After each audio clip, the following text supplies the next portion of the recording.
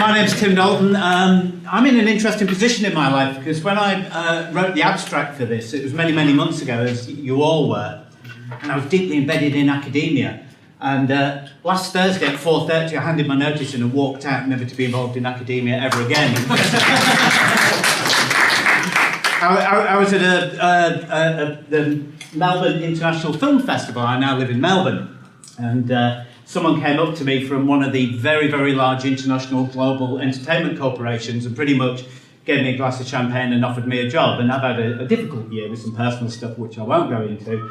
So I decided to move on. So my original premise of I'll mix this my own way, why millennial musicians still need a producer, isn't going to result in a paper or anything. So hence my laissez-faire attitude of just kind of talking through this, and if you can wave a bit of paper at me, and I've had various requests. It's not going to be one of those diatribes of, I hate academia and everything's crap and stick to it. No, it's not that at all. I'll give you the context of how this came about. I went to the Face the Music conference at Royal Melbourne Institute of Technology, RMIT. And it's a really good conference designed for young, early career professionals.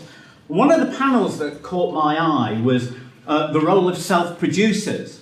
And the room was packed, you couldn't move. It was the main lecture theatre, and it was full of loads of people in tight black trousers with no socks and big orange bushy beards and sleeves, and all the fixie bikes were left outside.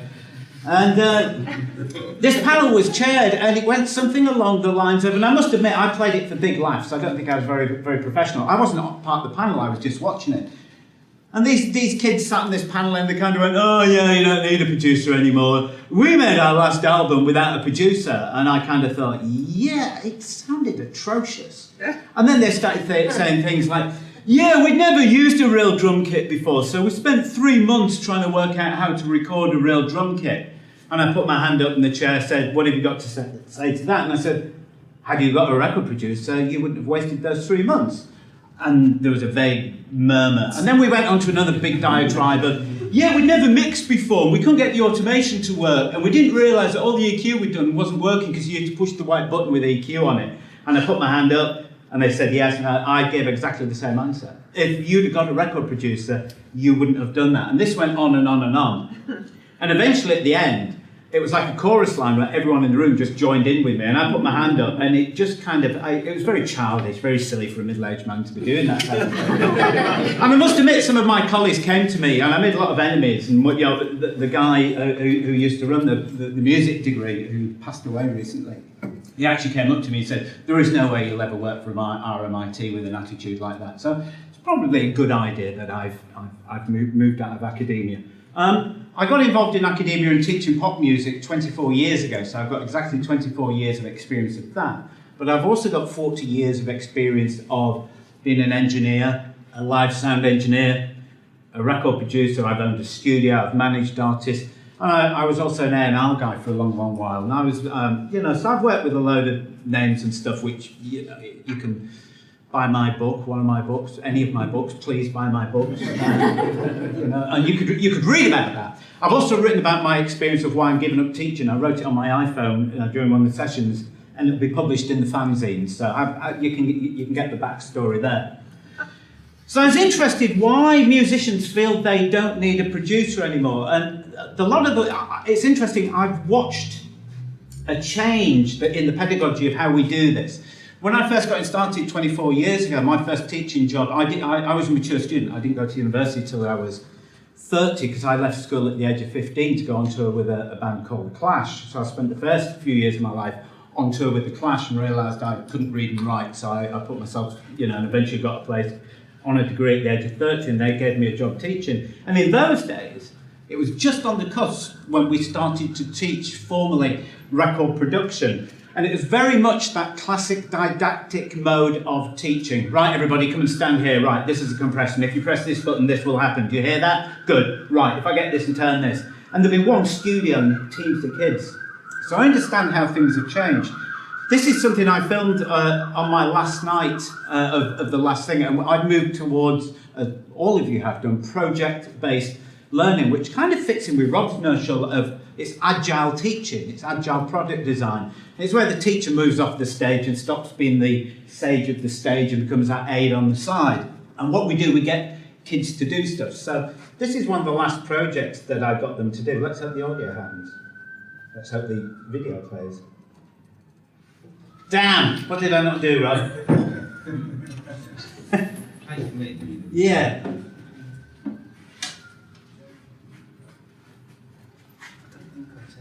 Did you check your sound? No.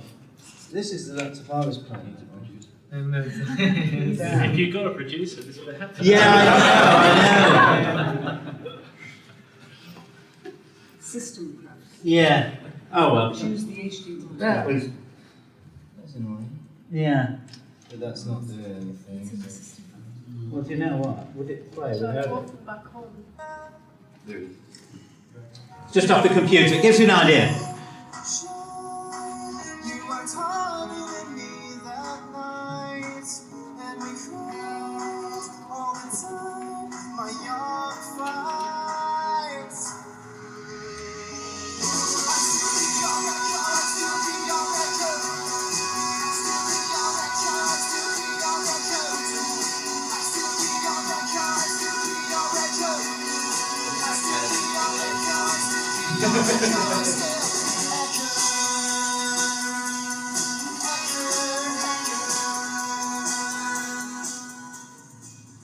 So the last 4 years that I've been in Melbourne at this institution, it's worked very well because not only do we teach audio, but we teach video, graphic design, a load of other things. And what we do together, we bring them in big collaborative projects, working on little 4-week turnarounds. So the final project here was for the audio people to work with video people, post-production people, film it, edit it, record it, and remix it. But that's probably not the main part of it. The main part of it is that process where we sit down and critically reflect upon what we've made. And I take a very laid-back approach when they're doing this. You know, I kind of watch things go wrong. And rather than halting them, I let them learn through this notion of experiential learning. And it's interesting, the kids don't think they've got a producer, but in actual fact, by a stealth, by a hegemonic force, I'm actually being the producer. I'm actually being an executive producer. I'm the person that does the sign-off on the end of this. And the good way of doing these kind of gigs or the records we make or the podcasts we do, it builds into that process. What I have found with the people I've been teaching, I've basically been teaching undergraduates. I had an interesting transition when I moved from Liverpool. I was there for 14 years and I was a senior lecturer. And then I went to Melbourne unemployed. You know, I ended up there through personal situations. And the only place I could get a job was at this Creative Media Institute.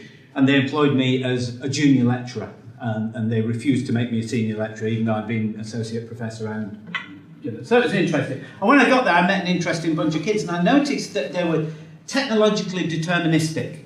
They were technological slaves.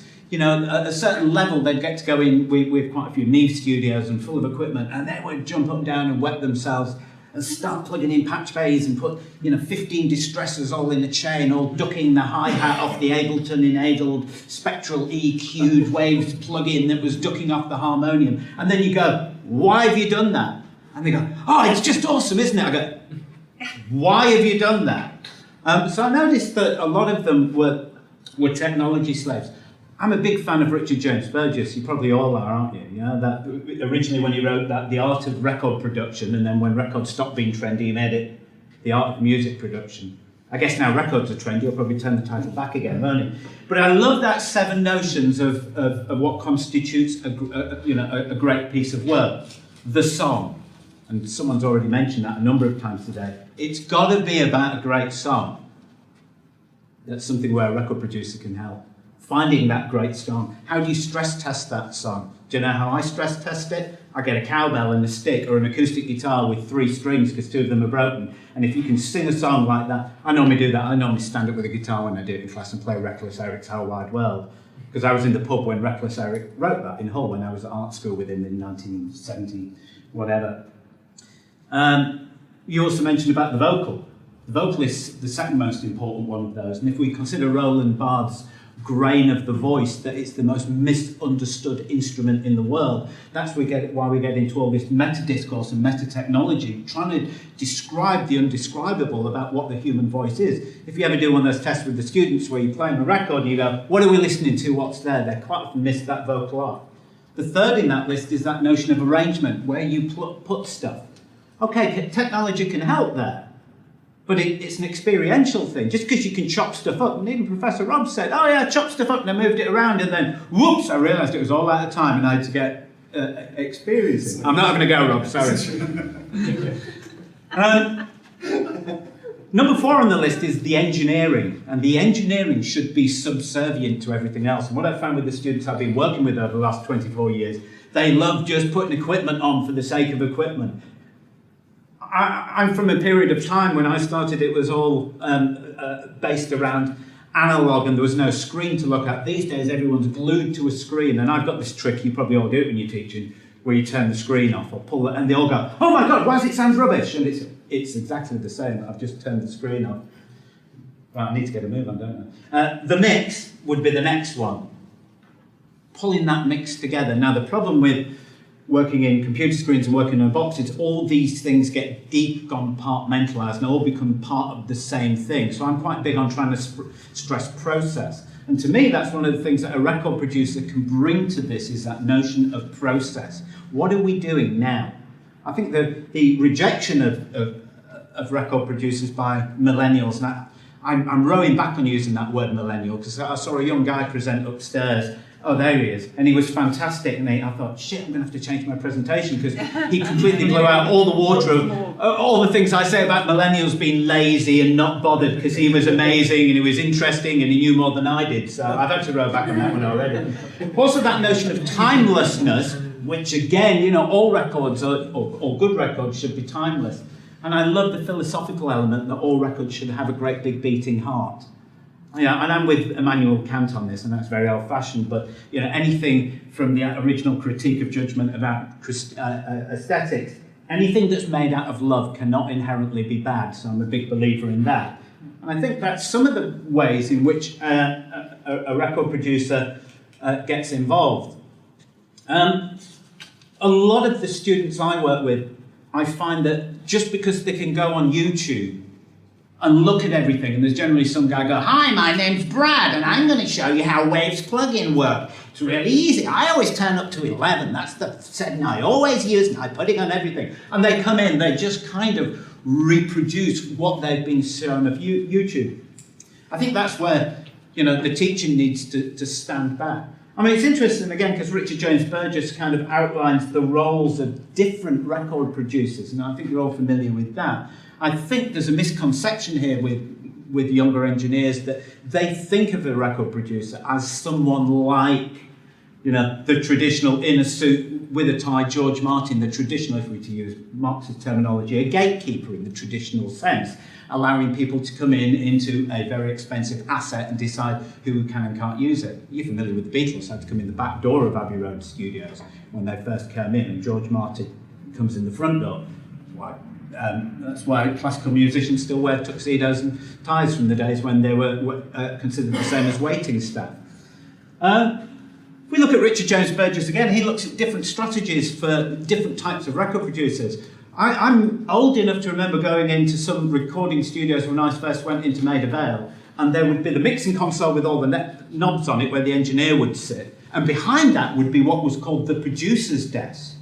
And they would lay the music out on the pews.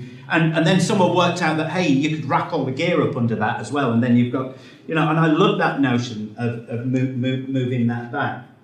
There's a notion of, the Merlin, the magician, the all singing, dancing, king of the hill, and so on and so on and so on. So I think that perception of what younger people think record producers are. I love the idea of doing, I think you mentioned it earlier, comparative analysis. Yeah. Looking at what fingerprints different record producers make. I'm a big fan of all record producers. I'm especially a big fan of Bob Clearmountain. I look at what Bob Clearmountain does and look at the fingerprints he leaves. I'm a big fan of The Clash because I worked with them from the early days up until Joe Strummer dying. And I look at the difference that the material undergoes under the tutelage or the conditions that Mickey Foot puts on it. or Sandy Pearlman, or, and looking through those different and we can see the effect it has. Some producers are just vibe merchants. I've seen people who don't touch the console, don't get involved, but they'll dance around banging a cowbell and drinking brandy with the band and dancing, throwing chairs at them. Other people trying to cause conflict. That's one of the things I normally do. Conflict's my thing. Starting it, prolonging it, elongating it. Yeah. I can't remember what time I'm finishing now. Yeah. You've got a little bit longer. About 4 minutes. Right, here we go. Here are some takeaways. You see what I did there? I think one of the keys that a record producer with experience brings are those key critical listening skills. And I think that's what younger people need to do. I understand that you want to make your own record. I understand the breadth and depth thing. One of the arguments, one of the critical discussions I had on that panel was, do you know what, if you really want to be a really, really good guitar player, and we take Malcolm Gladwell's theory of the 10,000 hour rule, you're going to spend a load of hours trying to learn how to run a mixing console and mic a thing up and get things in phase. That's stealing from the hours that you could be a good drummer. Decide what it is you want to do, and I understand in the days of user-generated content, everybody wants to make everything. I particularly like the work of Jeremy Tunstall when he came up with that notion, again, a classic old Marxist who looked at how news gatherers worked, and he stopped talking about film editors, cameraman, and he talked about media workers with a collection of spheres. Anyone that's in a band is probably going to be able to run a bit of Pro Tools, a bit of Ableton, they're probably going to build a website, they're probably going to do some marketing. I mean, I'm lucky where I've been, because not only do I teach the practical subjects, I was about the only person in the building with a PhD and a teaching degree, so I ended up teaching all the theory stuff as well. Critical listening skills, great area to develop, and that's where that aid on the side comes in. That's a great thing for a record producer to do. I don't think you can experience. Phil Harding, wherever he is. These people who've been around the block 10,000 times. You cannot do that. That 10,000 hour rule, I know it's very, very untrendy. What the young millennials are looking at is 10,000 clicks on their Facebook, or 10,000, that's probably the least important thing. Getting you 10,000 hours is probably the most important one. The example I use there is the Beatles. They go to Hamburg and they're a pretty crap cover band.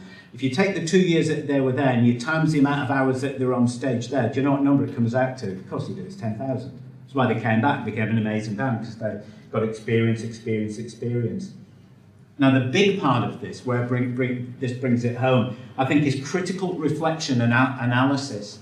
What you just saw on the screen of the kids playing that gig, working with the film students, working with the graphic design students for the posters and the websites, and remixing it, that's probably only about 3/4 away down the route. The actual gig of the making of the record is only 3/4 or 2/3 of the way there. The final third is getting together the week after the gig and going, how did it go?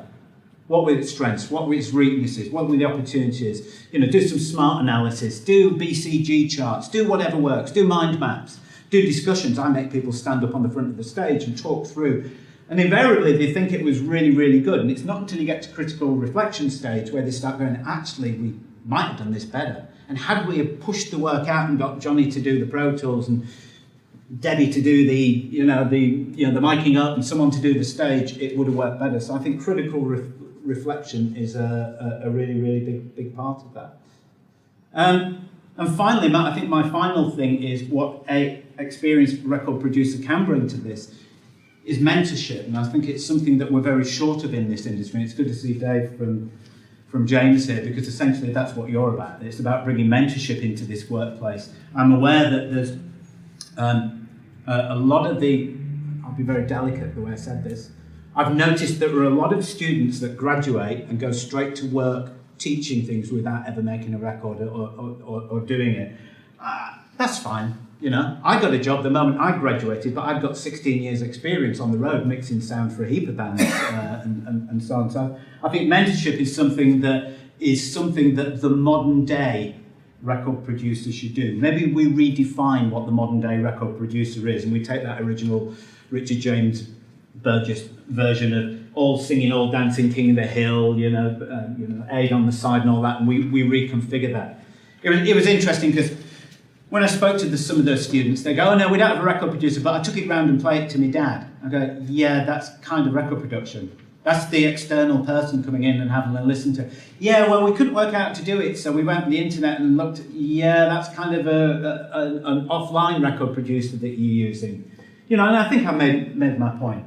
So, if I'm not correct, that's probably, I think there's 9 minutes for questions.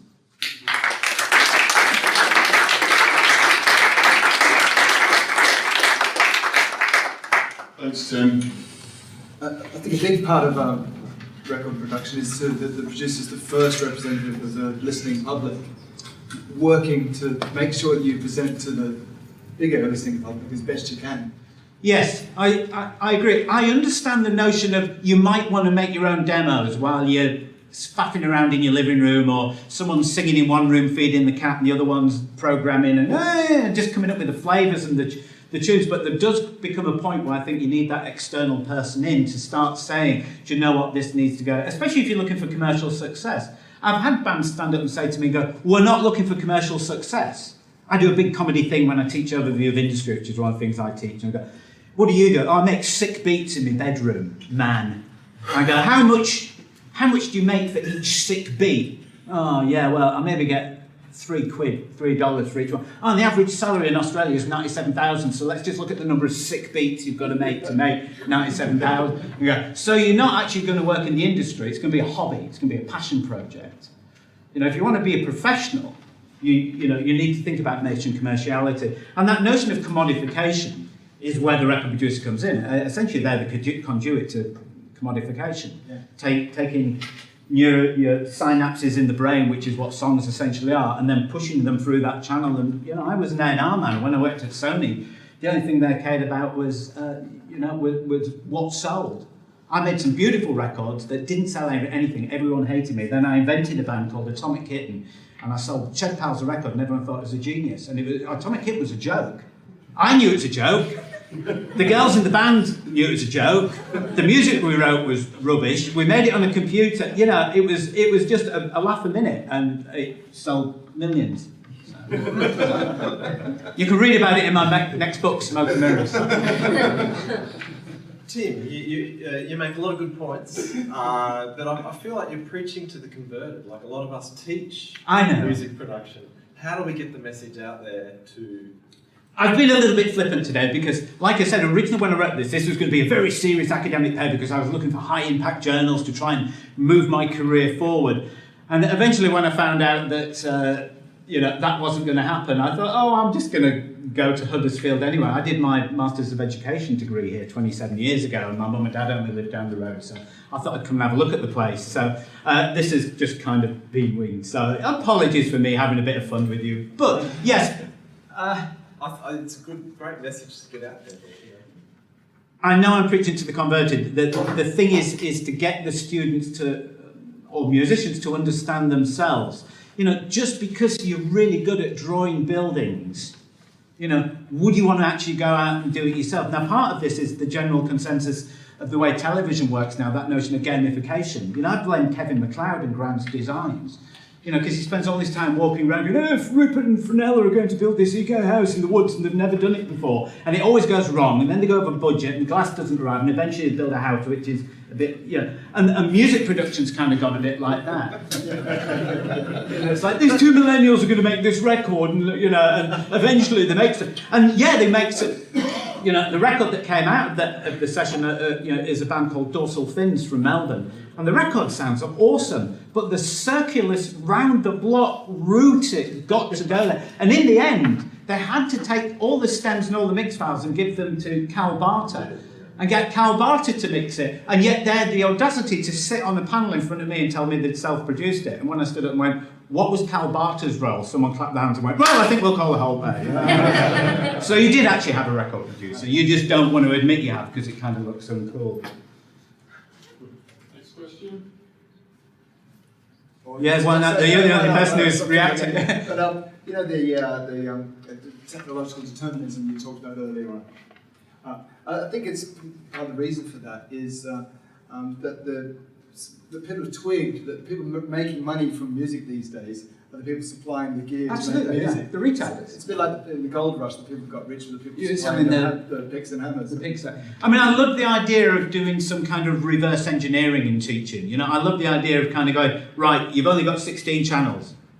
You've only got one stereo gate, one mono compressor, one reverb unit, one delay. And they go, but that's unreal. And now I'll pull out some pictures and go, well, look, when I went out and mixed blah, blah, blah, and made that album, you know, that's all I had. And they go, yeah, it sounds amazing. Because I had to concentrate on the song, the arrangement, and all those things that aren't engineering. The ratios between those different things have grown and stretched. So the engineering now has become the most dominant thing. And people aren't bothering with the song and the arrangement because they get collapsed, and there is no finite end. It's postmodernism. That's kind of what we do. It's all about hedonistic collage and putting together anything you want. I'm an old-fashioned Marxist who believes in structuralism, so I'm out of date. That's why I'm leaving the industry to go make money for a major international organisation based in Japan. I can take one more, and then we can. No, I'll go and sit down. Oh, sorry. Yeah, one for you. Which may be a reasonable question for you stepping out of academia. They say teachers teach, but they most need to learn. What are you going to take out of academia back into industry? That notion of mentorship.